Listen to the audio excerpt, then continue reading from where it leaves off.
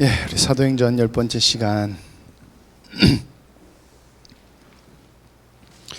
바울의 2차 선교 여행을 여러분들과 함께 나눠보도록 하겠습니다. 1차 선교 여행과 예루살렘 공의회, 이게 어떻게 보면 한 묶음으로 이렇게 있는 거예요. 그래서 예루살렘 1차 선교 여행과 예루살렘 공의회가 이어지고 이렇게 하나로 묶어서 생각을 해야지 2차 여행이 왜 떠나는지에 대해서 또 연결이 돼요. 그래서 1차 선교 여행을 했던 것과 공의회 내용을 잠깐 돌이켜보면 되돌아 복습해보면요, 안디옥 교회, 그러니까 예루살렘 교회의 성령의 열매인 안디옥 교회가 주님의 성령님의 보내심을 성령님께서 복음을 전하시고자 하는 그 마음을 받아요. 그래서 바나바와 바울을 선교사로 파송을 하게 됩니다. 그래서 구브로라고 하는 바나바의 고향인 그 지역으로 먼저 가서 복음을 전하게 됩니다. 그래서 살라미에서 바보라는 곳으로 가고요. 그리고 바보에서 아달리아라는 곳으로 가고, 그리고 버가에서 안디옥, 이 비시디아 안디옥이라는 지역이에요. 그러니까 여기는 또 다른 안디옥이에요. 여기 경기도 광주 있고 전라도 광주 있듯이 또 그렇게 생각하시면 편할 것 같아요. 자, 그리고 이고니온, 루스드라, 데베 이렇게 가요. 그래서 가는 곳마다 믿는 자들을 하나님 성령님께서 더하게 하시고 그곳에 교회가 세워지게 하세요. 자, 그리고 돌아오는 길은 데베에서 역으로 교회들과 거기 이제 전도했던 자들을 만나서 교회를 이렇게 또 세우는 일을 하면서 다시 돌아오게 됩니다. 그래서 데베에서 루스드라로 다시 오고 이고니온으로 가고, 그리고 안디옥으로 가서 다시 버가, 아달리아, 그리고 안디옥으로 이렇게 오게 돼요. 그러면서 이제 안디옥 교회에게 선교 보고를 하는데, 이때 우리가 생각해야 되고 우리가 알아야 될 것이 바로 이것입니다. 그들이 이르되, 그러니까 바나바와 바울이 선교를 갔다가 온 다음에 고백한 것이 이거예요. 하나님이 함께 행하신 모든 일과 이방인들에게 믿음의 문을 여신 것을 보고했다라는 것입니다. 무엇이다? 하나님이 함께 하셨고 하나님이 교회를 세우셨다는 것이 고백이라는 것이에요. 그러니까 우리의 모든 일은 어떤 고백이 되어야 되냐면, 하나님이 우리에게 성령을 통해서 주신 것이 우리의 비전이 되어야 되고요. 그리고 그 비전을 이뤄나감에 있어서 하나님이 함께 하심을 반드시 경험해야 되며 하나님이 하신 열매를 봐야 된다는 것입니다. 왜냐하면은 제가 이렇게 많이들 조심하라고 하는, 이렇게 많은 분들한테 만났을 때 조심하라라고 하는 게 뭐냐면은, 내가 재능이 있어서 어떤 일을 하면은 대부분의 믿는 사람들은 내가 재능이 있으니까 그 일을 하나님이 나한테 시켜서 내가 일을 한다고 생각을 해요. 그러다 보니까 이게 내가 하는 건지 성령님이 하는 건지 잘 모르면서 다 주님이 하셨다고 그래요. 근데 가만히 이렇게 돌이켜 보면은 성령의 열매가 그곳에 없는데도 불구하고 착각하더라는 것이에요. 근데 그것을 보면요, 문제가 일어나요. 문제가 일어나던 거예요. 이것이 사도행전 우리가 지나면서 봤던 교회에서 잘못된 생각들, 인간적인 기준들, 자기의 잘남을 쫓아서 살았던 그 문제들이 있는 그것은 항상 주님의 이름을 붙였지만, 하나님의 이름을 붙였지만은 문제가 생겼다는 것이에요. 바로 그 문제가 예루살렘 공의의 문제하고 연결되는 것을 여러분들 보시면 되는 거예요. 자, 어쨌든 하나님께서 선교를 보내셨다는 거예요. 그래서 성령이 보내심을 받았다라는 것이에요. 바나바와 바울은 성령의 보내심을 받았고, 성령님이 왜 보내느냐? 하나님은 이방인을 구원하기 원하시는 하나님의 뜻을 바로 바나바 그리고 바울을 통해서 이루신다는 거예요. 그래서 사도 바울이 그랬잖아요. 자기를 이방인의 사도로 부르셨다는 것을 선교 여행을 하면서 확실하게 받는 거예요. 그래서 이것은 하나님이 하셨다라고 고백을 하는 거예요. 우리가 입으로서는 그러잖아요. 하나님이 하셨어라고 하지만 정말 우리는 어떤 일을 함에 있어서 하나님이 하셨다라는 것을 느껴야 될 줄 믿습니다. 자, 이렇게 은혜로운 과정 중에 여러분, 우리 항상 조심해야 될 게 뭐냐면은 인간의 생각을 조심해야 된다는 것이에요. 그래서 아주 은혜로운 과정 중에 이것을 시기했는지 어땠는지 모르지만은 잘못된 신앙의 기준을 가지고 안디옥 교회를 공격하고 안디옥 교회를 혼란에 빠뜨리는 것이 바로 예루살렘 공회가 있는 사건으로 넘어가게 됩니다. 자, 그래서 예루살렘 공회는 믿음의 기준과 구원의 기준, 구원받음의 기준을 명확하게 세워요. 그래서 절대 변하지 않는 불변의 진리를 세우는 것이에요. 자, 먼저 바나바와 바울이 변론을 하는 것이 첫 번째가 구원은 오직 예수 그리스도의 은혜에 근거해야 된다는 것입니다. 그러니까 예수 그리스도의 은혜에 근거하지 않은 모든 인간적으로 보는 선한 행동은 구원하고는 아무 의미가 없어요. 그러니까 우리가 선대하는 것은 그런 예수 그리스도의 은혜에 빠진 것으로 선대하는 것은 사람에서 사람으로는 좋게 할 수 있으나 구원하고는 전혀 상관이 없다는 것이에요. 그러니까 교회가 많은 것을 구제를 하고 한다 할지라도 오직 예수 그리스도의 은혜에 근거하고 있지 않으면 그냥 교회가 다른 사람 믿지 않는 사람한테 선대하는 걸로 될 수 있다는 것이에요. 그러니까 우리의 기준이 반드시 뭐에 있어야 된다? 오직 예수 그리스도의 은혜에 근거해야 된다는 것입니다. 자, 그리고 우리의 모든 행동들이 의미가 없는 이유는 우리가 아무리 열심히 한다는 말이 좀 이상한데 우리의 열심이 구원과 믿음의 어떠한 것에 대한 도움이나 근거가 될 수 없는 것은 예수 그리스도께서 인간이 이룰 수 없고 완벽하게 지킬 수 없는 하나님의 율법을 예수 그리스도께서 완성하시고 지키심으로 말미암아 예수 그리스도 안에 은혜에서 안에 속한 모든 사람들이 너도 다 율법 지켰어라는 그 은혜를 얻게 된 거예요. 그래서 행위는 필요가 없다라는 것입니다. 자, 복음을 받아들이면 다른 조건이 없다는 것이에요. 많은 분들이 이런 고백을 내가 열심히 했는데 하나님은 왜 나한테 이렇게 하실까라는 거는데 그거는 나의 공로를 벌써 하나님 앞에 내놓는다는 것입니다. 내가 열심히 하는 거하고 하나님의 뜻이 이루어지는 거는 상반될 수도 있어요. 왜요? 하나님의 예수 그리스도의 은혜에 근거하고 있지 않으면은 아무리 수많은 노력, 자기의 재산을 다 갖다 바쳐서 교회에 바쳐서 아무 의미가 없어요.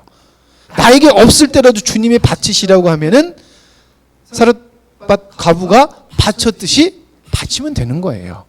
예, 거기에 주님의 은혜가 있을 줄 믿습니다. 예, 그리고 여러분들 율법주의 신앙, 예수님 믿는 사람이 왜 저래? 라는 말을 할 수도 있어요. 그러나 그게 율법주의적인 신앙이라고 한다면 굉장히 문제가 될 수 있다는 것을 여러분들 알아야 됩니다. 그러니까 예수 믿는 사람이 왜 저래? 라고 하는 본인은 완벽하십니까? 라고 스스로한테 질문하면 될 것 같아요. 예. 예. 다 우리는 행위로는 하나님 앞에 내세울 것이 없다는 것을 알아야 돼요.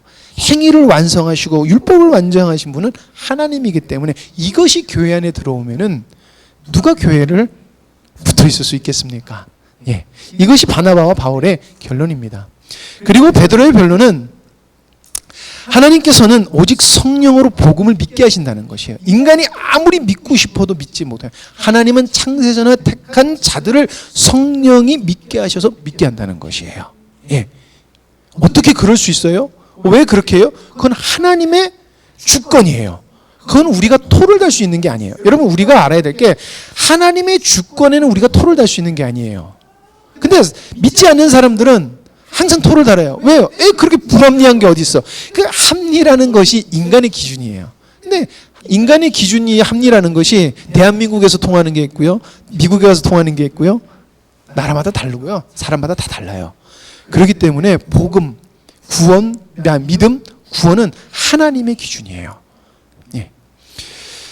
자, 할례를 요구하는 것은 예수 그리스도께서 이루신 모든 것들을 나는 벗어났는데 다른 사람한테는 주는 거예요. 그래서 말도 안 되는 멍해를 주는 것이기 때문에 이거는 절대 안 되는 부당한 행동, 아주 못된 행동이다라는 것이에요.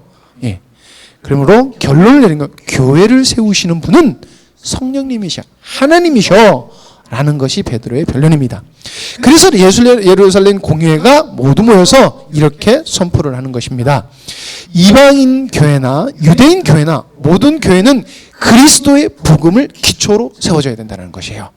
그렇기 때문에 교회가 그리스도의 복음의 기초로 세워지지 않으면은 세속화가 될 수밖에 없다는 것입니다. 그래서 우리는 어떠한 것을 각기 자기의 재능에 따라 하나님은 교회를 세우시고 그 재능을 세상에 나타나게 하셨어요. 그러나 모든 교회가 그래서 모양은 다를지 몰라도 기초는 그리스도의 복음 안에 세워져야 된다는 것입니다. 그래야지 바른 열매가 맺혀지게 되고 그리스도 안에서 한 몸으로서 하나님의 복음을 계속해서 전파할 수 있다는 것입니다.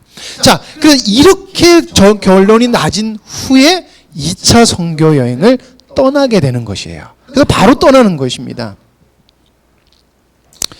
자, 2차 선교 여행은 굉장히 독특하게 시작이 됩니다.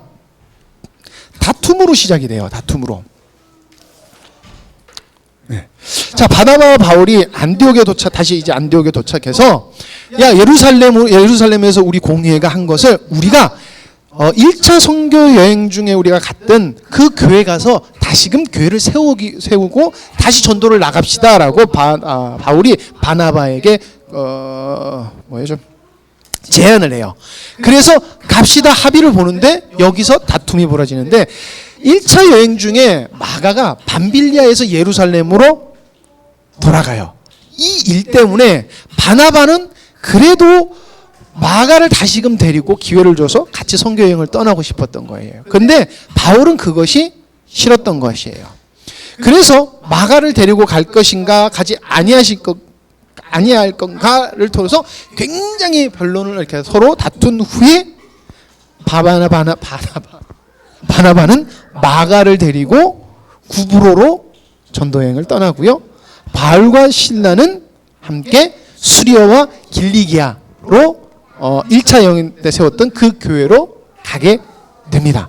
자, 여러분들 이 말씀을 읽으면 대부분 주석도 그렇게 많이 달아놨던데 이것을 자꾸 우리는 옳고 그름의 문제로 이야기를 하게 돼요. 그렇잖아요. 다툼이 있었어. 그러면은 누가 옳고 누가 그른 것이냐 라는 것을 우리는 이상하게 생각하게 되는 것 같습니다. 근데 여러분들 우리는 봐야 될 것이 뭐냐면 선을 이루시는 하나님을 봐야 되는 거예요. 자, 마가라는 인물이 지금은 부족한 것 같아요. 그래서 다툼을 만드는 원인을 제공하는 사람인 것 같습니다. 그러나 이 마가를 성경에서 다시금 찾아보는 구절들이 나오는데 골로새서, 디모데후서, 그리고 빌레몬서에 등장을 해요. 다시금. 그런데 다시금 이 마가를 성경에 등장시키는 인물이 누구냐면은 바로 바울이에요. 바나바도 아니고요. 이 사건 이후로 바나바와 마가의 행적에 대해서 다시금 기록을 하지는 않아요. 그래서 많은 사람들이 바울이 옳은 것으로 생각하고 바나바와 마가는 틀린 것으로 좀 이렇게 여기는 경향이 있어요. 그러나 성경을 끝까지 봐야 돼요. 왜냐하면요, 바나바는 연약하지만 이 사람을 품어서 좋은 사람이었기 때문에 이 사람이 좋은 사람이라 판단했기 때문에 주님을 믿고 이 사람을 키워야 되겠다고 생각한 거예요. 부족하지만. 근데 바울은 뭐 정확하게 모르지만 지금 우리가 가야 될 게 바쁜데 다시금 데려가 또 하면 안 되지 않냐 이런 의견 충돌에서 서로를 존중해서 나눈 거예요. 근데 우리는 또 옳고 그름으로 생각을 하는데 선이라는 거예요. 자, 근데 어쨌든 바울이 마가를 어떻게 소개를 하냐면 바로 자신의 복음의 동력자라고 해요. 그래서 이 사람을 섬겨주고 베풀어주고 선대하고 귀하게 생각해라 라고 이야기를 해요. 예. 뭐예요? 바나바가 이 사람을 믿어주고 주님 안에서 믿었고 하나님께서는 바나바의 믿음을 이제 어쨌든 세워 가셨다는 것이에요. 자, 어쨌든 예. 바나바의 기록이 없어요. 그러나 바나바가 이후에도 역사학자들을 보면 길리기아나 그리고 고린도 지방을 전도를 해요. 그래서 바울이 이 지역을 들어갔었을 때 전도를 하러 들어간 적이 없어요. 그래서 바울을 얼굴을 알지 못하는데 바나바가 전도했던 사람들이 그곳에서 바울에 대한 소식을 들어서 얼굴을 처음 맞댄다라는 성경 구절이 나오는데 이때 거기에 성도들이 왜 생겼냐면은 마가와 바나바가 겹쳐서 교회를 세운 거예요. 그러니까 이들도 주님의 사명을 따라서 정말 죽도록 주님께 순종했고 성령의 열매를 막 맺었다는 것이에요. 바울이 나중에 보니까 우리가 달라서 여졌지만 저기의 열매가 옳은 거야. 한 성령이 말해 저기도 복음을 따라갔고 그래서 바울도 바나바를 뭐라고 그러지 않았어요. 그냥 자기 맞지 않음을 두고 그냥 갈라선 것뿐이라는 거예요. 자, 그래서 바나바 속에서도 복음의 열매가 맺혀졌다는 것이에요. 그게 누구예요? 마가라는 것이에요. 그리고 마가 이 다툼이 결국에는 선을 이루심으로 나타났다는 것입니다. 여러분, 우리가 알아야 될 게 다름에 대해서는 우리가 좀 안 맞을 수는 있어요. 그러니까 다른 영하고는 우린 죽도록 싸워야 되고 절대 받아들이지는 안 돼요. 그러나 다름에 관해서는 우리가 서로를 배려하면서 주님 앞에 맡게 되는 이 필요하다는 것입니다. 그리고 그곳에서도 주님의 열매가, 성령의 열매가 맺혀지기 위해서 기도해 줘야 되고요. 그리고 그곳에 맺혀진 열매도 우리가 받아들여야 되고 하나님께 함께 영광을 돌림이 있어야 된다는 것입니다. 예. 그래서 이렇게 하면서 바나바는 함께 구브로를 향해서 또 하나님이 주신 복음을 향해 나아갔다. 그리고 바울도 실라는 또 성경에 기록되어 있기서 더 화려한 것 같지만 같이 하나님 안에서 복음을 위해서 애썼다라고 우리가 이렇게 아셨으면 좋을 것 같습니다. 자, 그리고 나서 이제 이체 여행을 또 살펴보면은 이번에서 꼭 보면 성령님이 보내신 게 아닌 바울이 바나바에게 제안해서 나는 것 같아요. 왜? 예루살렘 공회의 규례를 가서 가르쳐 주자. 그러면 이건 인간의 판단이 아닙니까? 라는 질문을 할 수 있는데 아니라는 것이에요. 바울은 자신을 이방인의 사도로 불렀기 때문에 자기는 하나님이 주신 사명을 반드시 지켜야 되는 건데 그게 무엇이냐? 바른 믿음과 구원의 기준을 바르게 세워야 된다는 것입니다. 그러니까 우리가 중요한 게 뭐냐면 교회를 세움도 중요하지만, 그러니까 외형적인 교회를 세우는 것도 중요하지만은 그 안에 오늘 오전에 목사님 말씀처럼 그 안에 무엇이 있는가가 가장 중요한 것이에요. 그래서 바나바가 이것은 반드시 내가 전도했던 그 교회에 필요한 것이야. 그래서 갑시다라고 하고 가요. 그렇게 됐더니 어떤 일이 일어난다? 성경에서 믿음이 더 굳건해지고 수가 날마다 늘어나니라 라는 거예요. 아름다운 열매가 맺혀지더라는 것입니다. 그리고 이 여행에서 성경은 이렇게 말을 하고 있어요. 성령이 바울의 길을 인도하셨다. 인도하심이 드러나요. 그래서 어떻게 보면은 인간이 선택해서 가는 것 같지만은 그 안에는 성령의 인도하심이 있었다라는 것이에요. 다시 한번 여러분들에게 말해서 우리의 발걸음에는 반드시 성령의 인도하심이 있어야 된다는 것입니다. 예. 자, 이 지도를 한번 볼게요. 여러분, 지도를 보다 보면은 뭐 마게도냐도 나오고 수리아도 나오고 뭐 이렇게 나오는데요. 이렇게 나눠져요. 이때가 바울이, 그러니까 로마가 그 세계를 제패하고, 그러니까 뭐 예수님 시대, 아니 바울 시대에 지금 터키 지방과 그리스 지방이에요. 그래서 우리가 유대라고 하면 저기가 유대예요. 저기 보시면 유대. 그리고 수리아, 그래서 수리아 안디옥 하면은 저기를 말하는 것입니다. 그리고 구브로라는 것은 아시다시피 저 섬이 구브로예요. 그리고 길리기아라고 하는 곳이 바로 저 안디옥 옆에 좀 길게 붙은 곳이고요. 갑바도기아라는 곳이 요 위에요. 성경에 보면 갑바도기아라고도 이렇게 나오잖아요. 저기예요. 그리고 갈라디아, 그래서 갈라디아 교회라고 하는 데가 여기 있습니다. 갈라디아 교회는 아시아 교회가 아닙니다. 예. 그리고 비시디아 안디옥이라고 했던 있잖아요. 그 안디옥 교회. 여기가 안디옥 비시디아예요.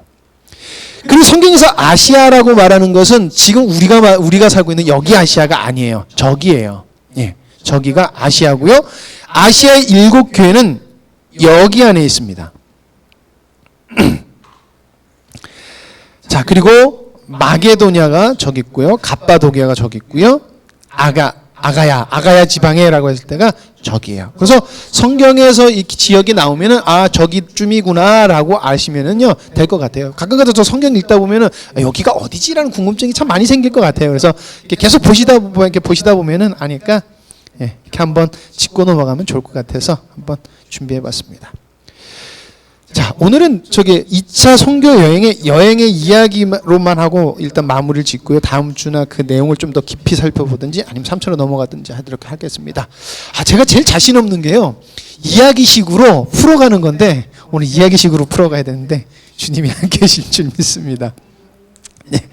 자, 안디옥에서 바울과 실라가 예루살렘 공회의 내용을 이제 예루살렘 공회에서 결의한 내용을 가지고 이제 선교 여행을 떠나게 됩니다. 안디옥에서 다소로 이동하고요. 다소에서 베베, 그리고 루스드라, 그리고 비시디아 안디옥까지 이렇게 쭉 가면서 이동을 합니다. 근데 이 지방에 각기 교회가 있었는데 이 교회들에서 아주 촉망받는, 그리고 모든 사람이 인정하는 청년이 있었는데 바로 그 사람이 누구다? 디모데예요. 예. 디모데를 여기서 바울의 2차 여행과 함께 동행을 하게 됩니다. 디모데의 내용은 되게 재밌는 게 뭐냐면 디모데가 엄마는 유대인이고요. 아빠가 헬라인이에요. 그래서 헬라인 유대인이에요. 그래서 이 사람은 헬라인으로서 할례를 행하지 않았어요. 근데 바울이 독특하게 디모데에게 할례를 행하게 해요. 되게 재밌잖아요. 그 전에 할례 문제 때문에 그렇게 싸우고 온 건데 사도 바울이 디모데에게 할례를 행하게 하는데 왜 그러냐면은 그 당시 유대인들의 뼛속까지 깊은 유대 사상 때문에 할례를 하지 않은 사람한테 꺼려하는 거예요. 이 문제가 나중에 갈라디아서에서 바울이 베드로로 굉장히 야단치고 바나바까지 야단치는 사건인데 이 사건을 통해서 유대인의 그 끝없는 정통성에 대해서 나와요. 그래서 그 지역에 있는 유대인들에게 접근하기가 왜?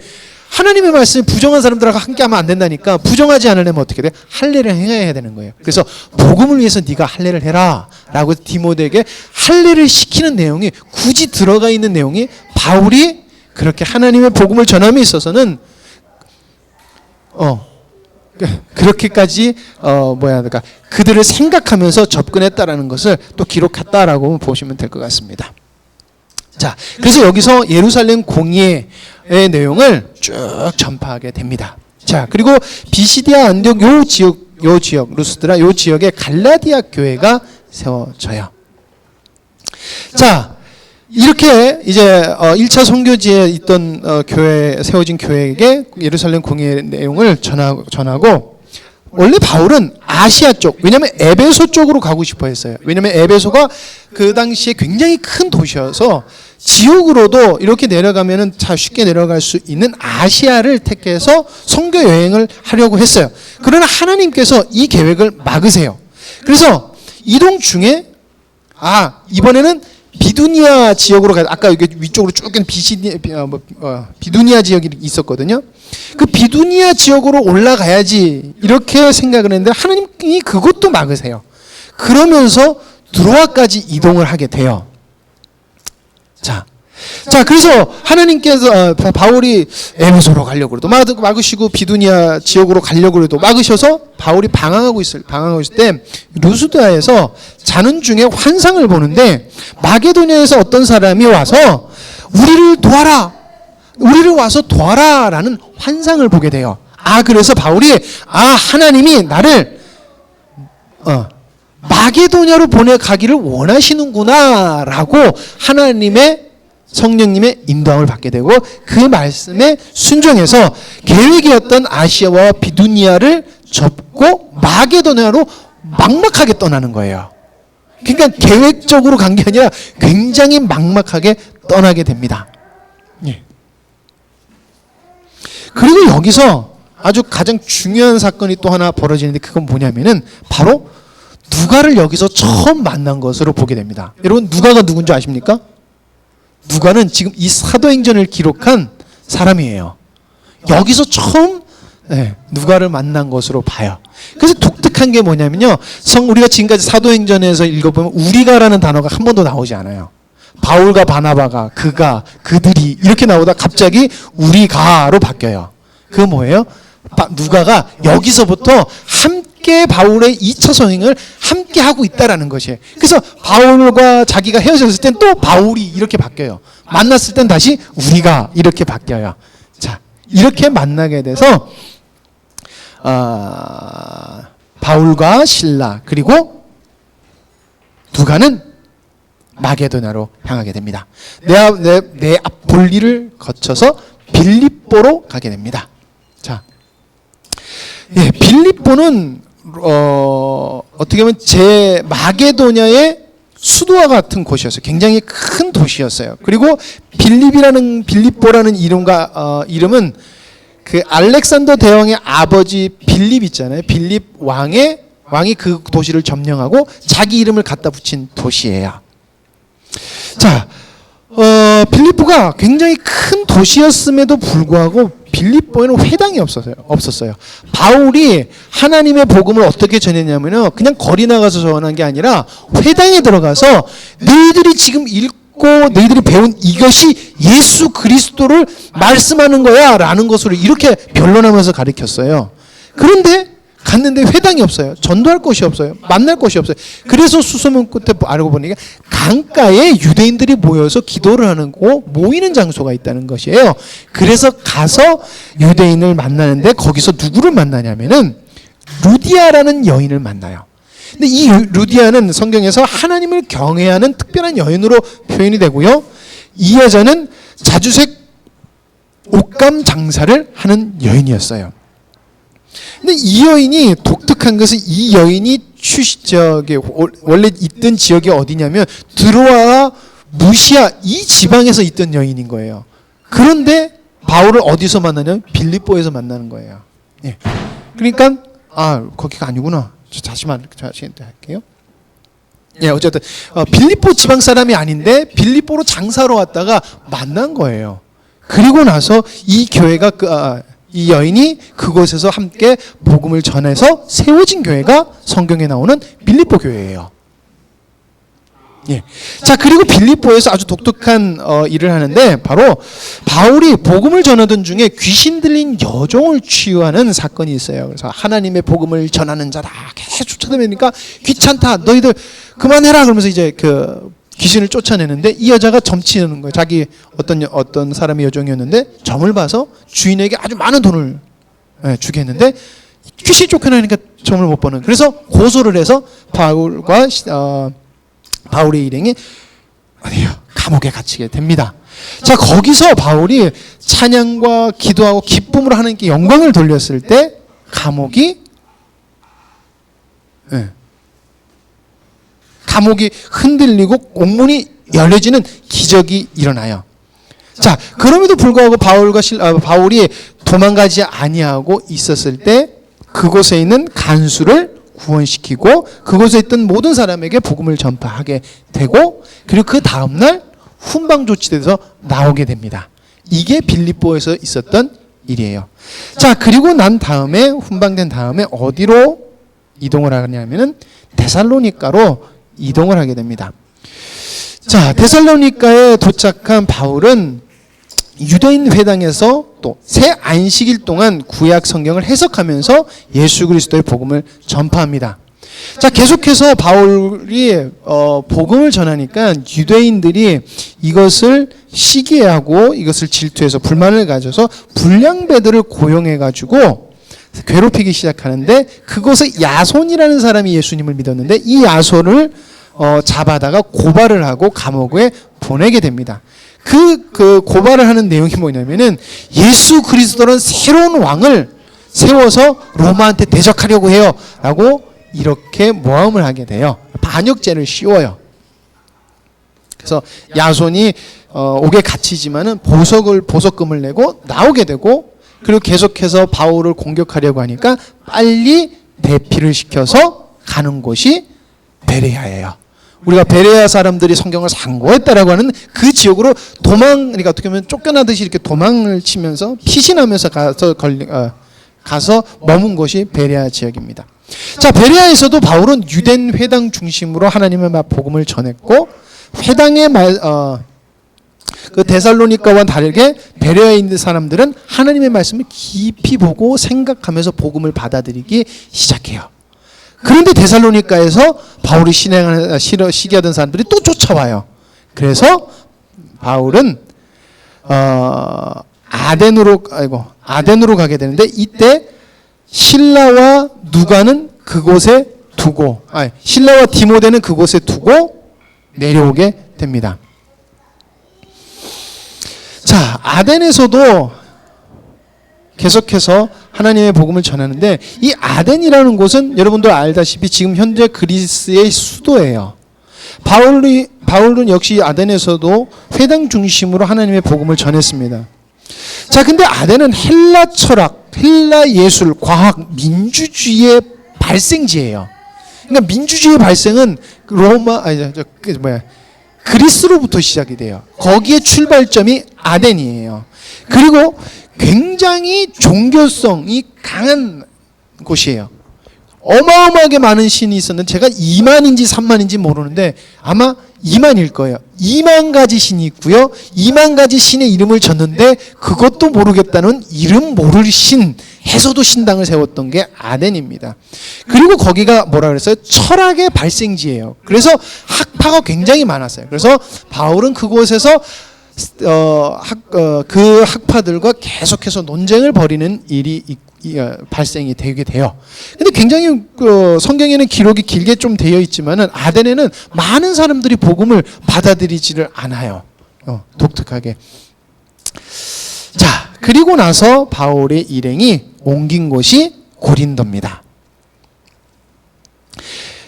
이 고린도에서 가장 우리가 눈여겨볼 것이 바로 브리스길라와 아굴라라는 동역자를 만나요.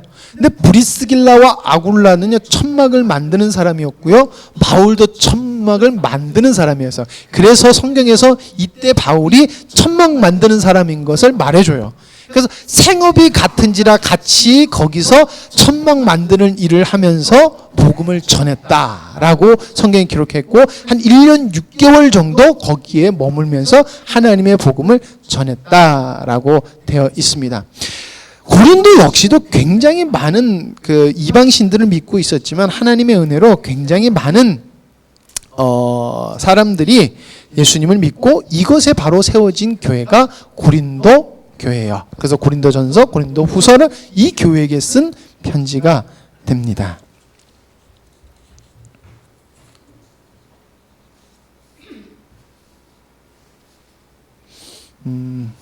잠시만요.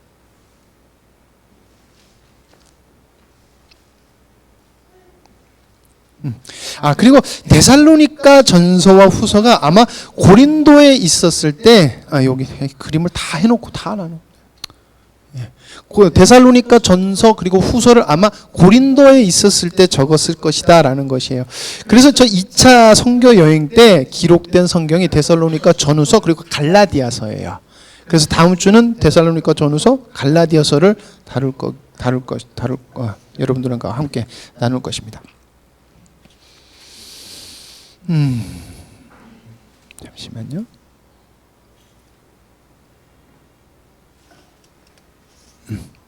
너무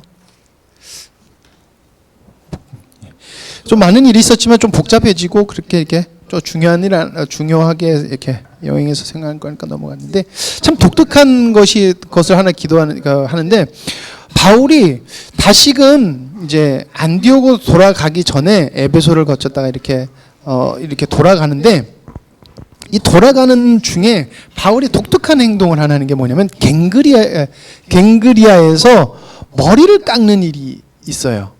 이게 머리를 깎는다는 것은, 머리에 삭도를 댄다는 것은 하나님의 종으로 쓰임 받도록 자기를 드리는 것이라니까 나시린처럼 하는 그 행위였다라고 그래요. 저도 이게 왜 이거를 지어놨을까 하는데, 하나님 앞에 자기를 드리겠다라는 그거를 행위지만 그 마음을 하나님 앞에 드림으로 돌아오는 길에 내가 다시금 하나님 앞에 또 나를 서원한다 해서 머리를 깎고 다시금 곧 이제 자기가 출발했던 곳으로 이렇게 향하는 모습이 있으면서, 그 바울의 하나님을 향한 그 마음을 그리고 있는 것을 머리를 깎았다라고 보시면 될 것 같습니다. 자, 그래서 이렇게 쭉 돌아서 아시아 지방을 이렇게 누가 그랬는데 이렇게 보면 된다고 그러더라고요. 모양을 이렇게 오뚜기 모양으로 이렇게 보면 된다고 그래요. 그래서 이렇게 여행을 쭉 해서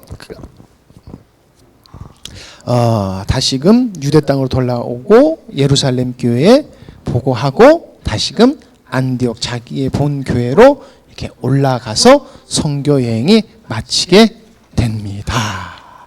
네, 여기까지 하도록 하겠습니다. 기도하시겠습니다. 하나님 아버지, 분명히 성경에서는 믿는 자의 마음속에는 살아계신 예수 그리스도가 있다 했고, 그리고 주님을 모신 사람은 분명히 그 생명이 열매로 나타나는 것을 저희들이 계속해서 말씀을 통해서 나누고 있습니다. 아버지 하나님, 저희들이 어리석고 하나님 저희들은 아둔하여 주님의 열매를 많이 나타내지 못하는 것을 저희들이 스스로 볼 때 하나님 저희들 낙심하지 않고 다시금 주님이 어떻게 믿는 자를 통해서 역사하시는지 돌이켜보며 조금씩 오늘도 낙심치 말고 실망치 말고 주님을 의지하며 한 걸음 한 걸음 주님께 나아가고 의지함으로 주님의 놀라운 열매를 맛보는 저희들 되게 하여 주시옵소서. 믿는 자에게는 분명히 그 믿음대로 될 거라 하신 주님의 말씀을 믿습니다. 믿는 자에게 귀한 것으로 역사하시는 주님 영광받아 주시옵소서. 모든 것을 주님께 맡겨오며 예수님의 이름으로 기도드립니다. 아멘.